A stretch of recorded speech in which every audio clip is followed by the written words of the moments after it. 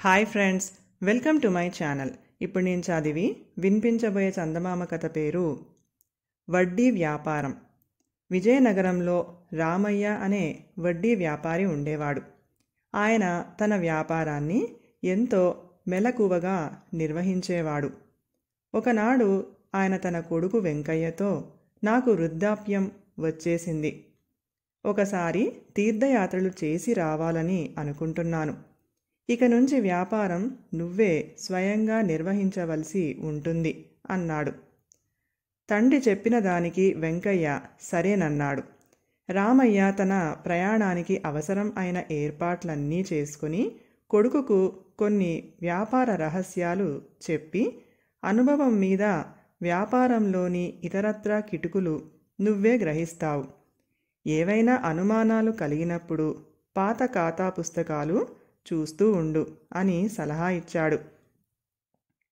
తండ్రి తీర్థయాత్రలకు వెళ్ళాక వెంకయ్య అతి జాగ్రత్తగా వ్యాపార విషయాలు చూసుకోసాగాడు. ఒక రోజున నగరంలో చిన్న పళ్ళ వ్యాపారి ఒకడు వెంకయ్య దగ్గరికి వచ్చి, బాబు, నాకు అవసరంగా 4,000 వరహాలు కావాలి, పత్రం రాయించుకొని ఇవ్వండి అన్నాడు. మీ వ్యాపారం ఏమిటి అని అడిగాడు వెంకయ్య. పళ్ళ వ్యాపారం అన్నాడు వ్యాపారి. కొనుగోలు అమ్మకాల ద్వారా ప్రతిదినం మీ చేతిలో ఏపాటి ధనం ఆడుతూ ఉంటుంది అన్నాడు వెంకయ్య. 50 వరహాలకు తక్కువ ఉండదు బాబు, అవతల సరకు దిగింది, విడిపించుకోవాలి, కాస్త త్వరగా డబ్బిప్పించండి అంటూ పళ్ళ వ్యాపారి తొందర చేశాడు. వెంకయ్యకు ఒక అనుమానం కలిగింది.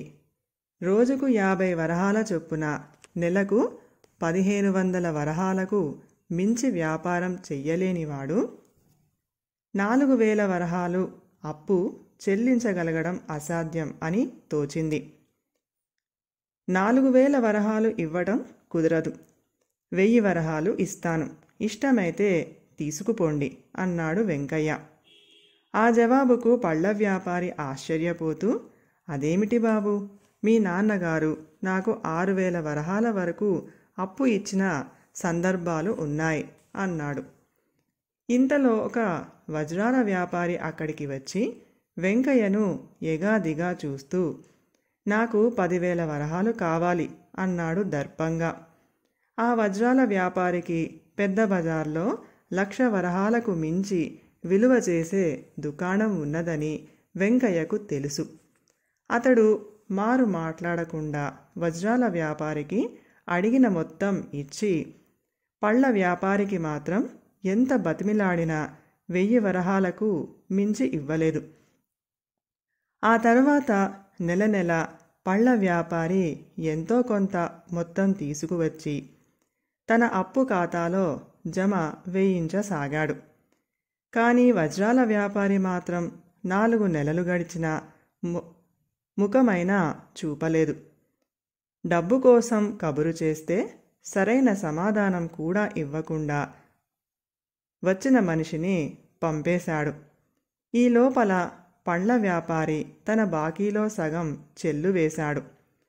రామయ్య తీర్థయాత్రల నుంచి తిరిగి వచ్చి ఒక రోజున ఖాతా పుస్తకాలు తిరగవేస్తూ ఉండగా అతడికి వెంకయ్య వజ్రాల వ్యాపారికి పళ్ళ వ్యాపారికి ఇచ్చిన అప్పు కనపడింది. ఆయన కొడుకును పిలిచి, వజ్రాల వ్యాపారికి అంత పెద్ద మొత్తం 10,000 వరహాలు ఎందుకు అప్పు ఇచ్చావు అని ప్రశ్నించాడు. వెంకయ్య తప్పు చేసిన వాడిలా ముఖం పెట్టి, డబ్బున్నవాడు, అప్పు తీర్చగల స్తోమత ఉన్నదని నమ్మి ఇచ్చాను, ఈనాటి వరకు దమ్మిడి చెల్లు వెయ్యలేదు అన్నాడు. నేను తీర్థయాత్రలకు వెళ్లే సమయంలో నీకు వ్యాపార రహస్యాలు కొన్ని చెప్పాను. మన వడ్డీ వ్యాపారంలోని ముఖ్యమైన విషయం ఒకటి చెప్ప మరిచినట్టుంది. మనం అప్పు ఇచ్చేటప్పుడు తీసుకునే మనిషి ఆర్థిక స్తోమత కన్నా ముఖ్యంగా చూడవలసింది అతడిలో అప్పు త్వరగా తీర్చివేయాలి అనే తపన ఉన్నదా లేదా అని. అలాంటి వాళ్లకు మనం స్తోమతకు మించి అప్పు పెట్టినా నమ్మకంగా తీర్చేస్తారు. వజ్రాల వ్యాపారికి డబ్బు ఉంది, కానీ నిజాయితీ లేదు అన్నాడు రామయ్య. ఆ తర్వాత కొద్ది రోజులకే వెంకయ్యకు ఒక పెళ్లి సంబంధం వచ్చింది. రామయ్య వజ్రాల వ్యాపారి దుకాణానికి పోయి తను కోడలికి పెట్టదలిచిన నగలు కొన్నాడు. వాటి విలువ తమ వ్యాపారికి ఇచ్చిన 10,000 వరహాల అప్పు, దాని వడ్డీ సరిపోయేలా చూసి ఖాతాలో జమ వేశాడు. ఈ అనుభవంతో వెంకయ్య తండ్రి వ్యాపారాన్ని ఎంతో చాకచక్యంగా నడపగలిగాడు. కథ సమాప్తం. ఈ కథ కనుక మీకు నచ్చినట్లయితే ప్లీజ్ లైక్ చేయండి, షేర్ చేయండి. మరిన్ని మంచి మంచి కథల కోసం మా ఛానల్ని సబ్స్క్రైబ్ చేసుకోండి. Thank you.